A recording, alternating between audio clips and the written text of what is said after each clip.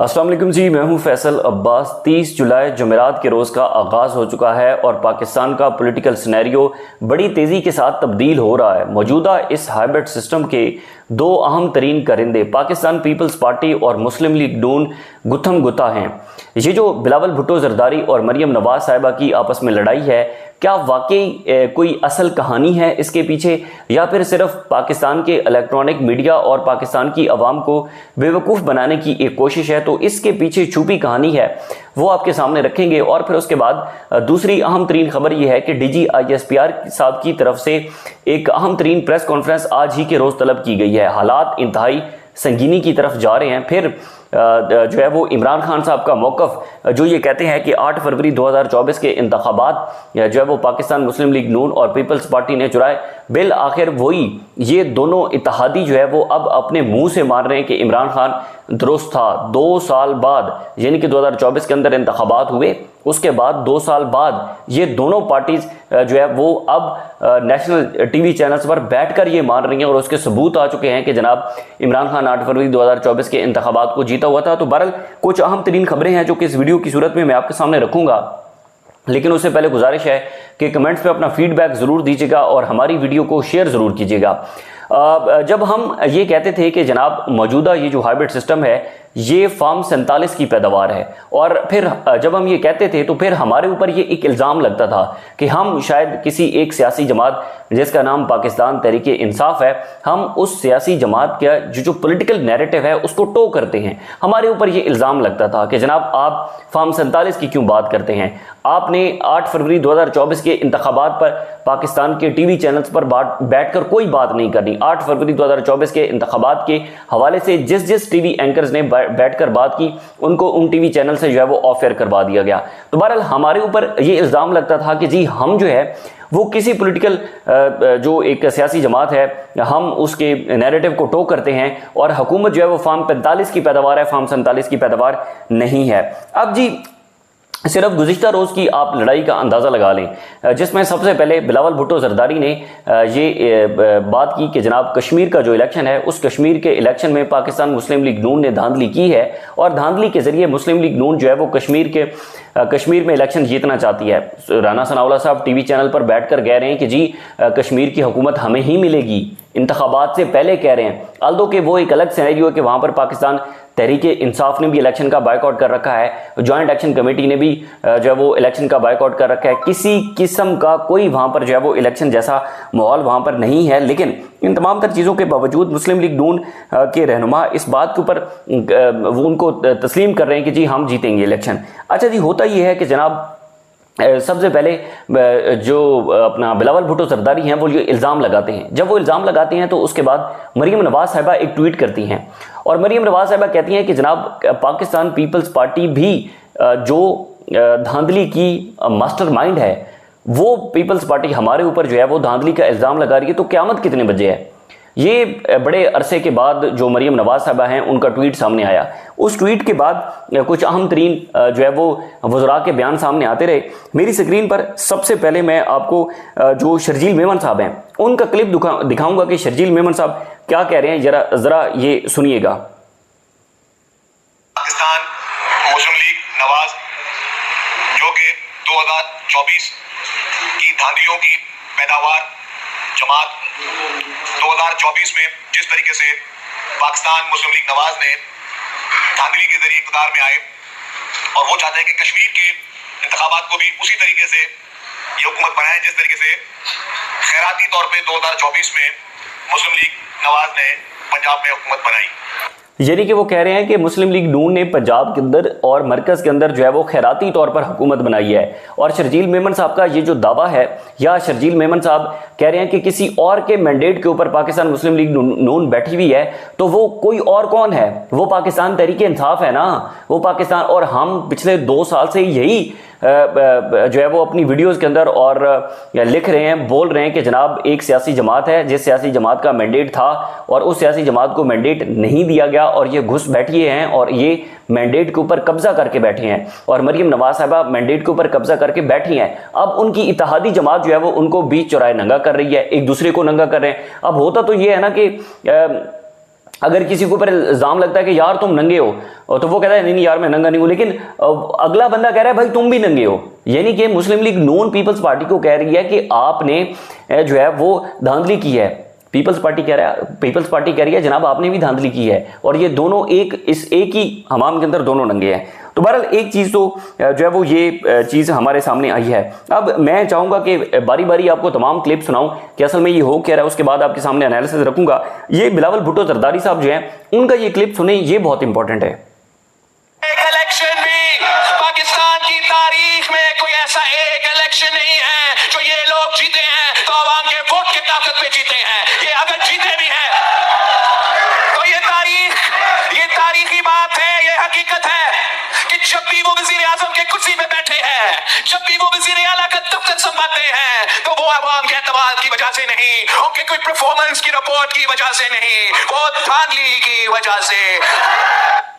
बिलावल भुट्टो जरदारी मरियम नवाज साहबा के वालिद को ये कह रहे हैं और उनके पूरे खानदान को ये कह रहे हैं कि जनाब पाकिस्तान मुस्लिम लीग नून जो है वो नस्ल दर नस्ल धांधली की पैदावार है। और वो ये कह रहे हैं कि जब भी इनका वज़ीर आज़म बना है, जब भी इनका वज़ीर आला बना है, तो वो किसी परफॉर्मेंस की रिपोर्ट पर नहीं बने, बल्कि वो सिर्फ और सिर्फ जो है वो धांधली की पैदावार बने हैं। लेकिन यहाँ पर मैं आपको एक दिलचस्प कहानी सुनाऊंगा, और वो ये है कि पाकिस्तान पीपल्स पार्टी जिसका सदर आसिफ अली जरदारी साहब हैं, और सदर किसके वोटों से बने हैं? सदर बने हैं मुस्लिम लीग नून के वोटों से, ठीक है। उसके बाद chairman senate Pakistan Peoples Party से, 3 वज़राए आला पाकिस्तान पीपल्स पार्टी के, 2 गवर्नर पाकिस्तान पीपल्स पार्टी के, और अहम तरीन ओहदों पर पाकिस्तान पीपल्स पार्टी की अहम तरीन शख्सियात इस वफाकी हुकूमत के साथ इत्तेहाद के अंदर बैठी हैं। एक दूसरे को ये नंगा कर रहे हैं, एक दूसरे को जो है वो कह रहे हैं कि आप धांधली की पैदावार हैं। लेकिन वफाकी हुकूमत कभी इस हुकूमत का हिस्सा नहीं छोड़ेगी, इस हुकूमत के साथ बैठेगी। इसमें पाकिस्तान पीपल्स पार्टी के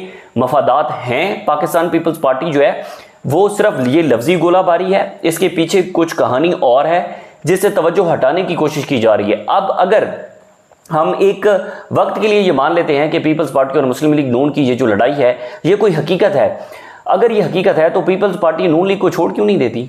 पीपल्स पार्टी अपने सारे ओहदे जो है वो मरियम नवाज साहबा के चाचू शहबाज शरीफ को वापस क्यों नहीं कर देते? आसिफ अली जरदारी साहब, ये जो बिलावल भुट्टो जरदारी साहब इतने जमहूरी बन रहे हैं, तो बिलावल भुट्टो जरदारी साहब सारे ओहदों को लात मारें और कहें कि ये लें अपना चेयरमैन सेनेट, ये लें अपनी सदारत की कुर्सी, ये लें आप अपने जो वज़राए आला दिए हैं या गवर्नर उनके बैठे हैं वो वापस कर दें, और वो कहें कि हम अवामी सियासत करेंगे, हम अवाम के अंदर आएंगे, हम अवाम के सामने अपना मुकदमा रखेंगे। नहीं रखते ना, क्योंकि पाकिस्तान पीपल्स पार्टी अभी तक गुज़िश्ता 3 साल के अंदर जो कुछ हुआ है, पीपल्स पार्टी हर बुनियादी इंसानी हकूक़ की खिलाफ वर्जियों, अदालतों को कंप्रोमाइज़ करवाने, पूरी जुडिशरी को एग्जीक्यूटिव के सामने सरेंडर करवाने, 26वीं और 27वीं आईनी तरमीम करने और पाकिस्तान की इस्टेब्लिशमेंट को इख्तियार देने में बराबर की शरीक रही है। और यही पीपल्स पार्टी इसी वजह से जो है वो कोई अवामी सियासत की तरफ रुख नहीं करती, इस मौजूदा इस पाकिस्तान मुस्लिम लीग नून को छोड़ नहीं सकती, उनका इत्तेहाद खत्म नहीं कर सकती, क्योंकि पीपल्स पार्टी अभी तक तमाम जराइम के अंदर जो है वो बराबर की शरीक रही है।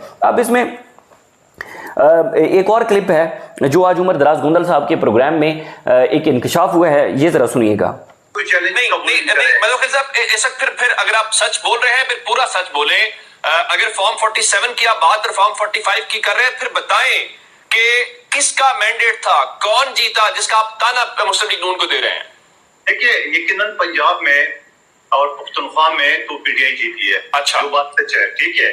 सिंध तो हमेशा की तरह हम जीते आ रहे हैं, और इस मरतबा यानी कि पीपल्स पार्टी के कादरमंदो खैल साहब ये कह रहे हैं कि जनाब खैबर पख्तूनख्वा के अंदर तो पाकिस्तान तहरीक इंसाफ जीती है, उनकी हुकूमत है। वो कह रहे हैं कि पंजाब के अंदर भी जो है वो पाकिस्तान तहरीक इंसाफ जीती है। यानी कि हुकूमती इत्तेहादी अब टीवी चैनल्स के ऊपर बैठकर इस बात को एडमिट कर रहे हैं कि भाई मरियम नवाज साहबा जो है वो किसी के जो मैंडेट है उसके ऊपर काबिज होकर बैठी हैं और घुस बैठी हैं। तो बहरहाल पीपल्स पार्टी और मुस्लिम लीग नून की ये जो लड़ाई है ये अब इंतहाई दिलचस्प मरहले के अंदर दाखिल हो रही है। ये लफ्जी गोलाबारी, और फिर उसके बाद हम कश्मीर की जो इंतहाई संगीन तरीन सूरत हाल है, जो हर गुजरते घंटे के साथ, हर गुजरते दिन के साथ संगीन तरीन होती जा रही है, उससे तवज्जो हटाने की भी एक कोशिश हो सकती है। इसमें बेसिकली 2 थ्योरीज पेश की जा रही हैं। एक तो ये है कि जनाब अब जिस तरीके के इल्ज़ामात पीपल्स पार्टी मुस्लिम लीग नून पर लगा रही है या मुस्लिम लीग नून पीपल्स पार्टी पर लगा रही है, तो अब इनका इत्तेहाद कोई ज़्यादा देर कायम रहने वाला नहीं है। एक थ्योरी ये है।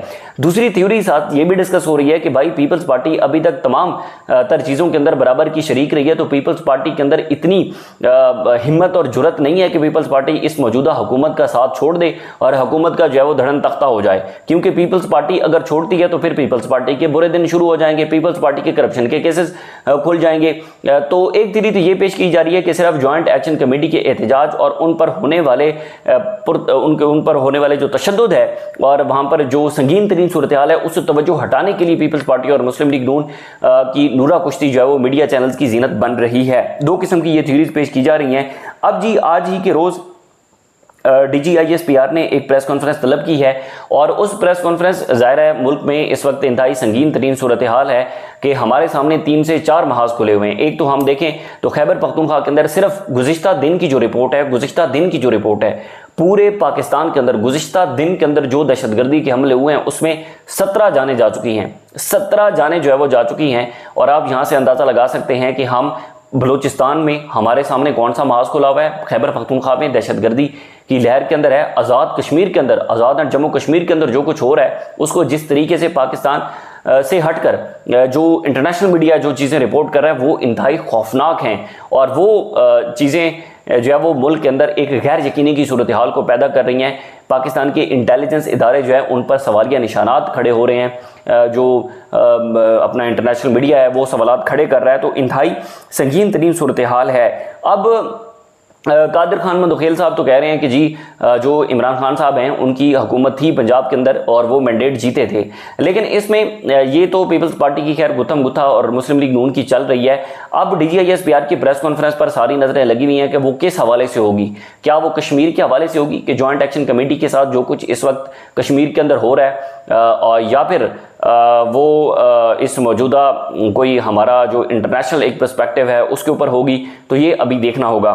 फिर खबरें ये भी आ रही हैं कि जनाब जेल के अंदर इमरान खान साहब की जो तबीयत है वो दोबारा नासाज हो चुकी है और असदुल्ला खान साहब ने अपने वीलॉग के अंदर ये खबर दी है कि इमरान खान को ब्लड प्रेशर के अनस्टेबल होने का इशू है। उनको जेल के अंदर जो अस्पताल है उसके अंदर चेकअप के लिए भी लाया गया है और इस हवाले से तहरीक इंसाफ जो है वो एहतजाजी तहरीक की तैयारियां भी कर रही है। सोहेल अफरीदी बार बार मुख्तलिफ इवेंट्स में जाकर जो है वो 5 अगस्त और 5 अगस्त के बाद का जो लाएअमल है उसके ऊपर बातें कर रहे हैं। तो अब इसमें तहरीक इंसाफ ने भी कमर कस ली है। तहरीक इंसाफ भी इस बात के ऊपर बज़िद है कि हम 5 अगस्त को एक लाएअमल देंगे और वो लाएअमल आखिरी लाएअमल होगा, सेमीफाइनल होगा या फाइनल होगा। ज़ाहिर है कोई भी पॉलिटिकल पार्टी होती है तो उसने नैरेटिव बनाना होता है कि जनाब हम इस मरतबा जो लोग लेकर आएंगे, हम इस मरतबा जो एक मूवमेंट चलाएंगे वो इस मौजूदा हाइब्रिड सिस्टम को गिरा देगी।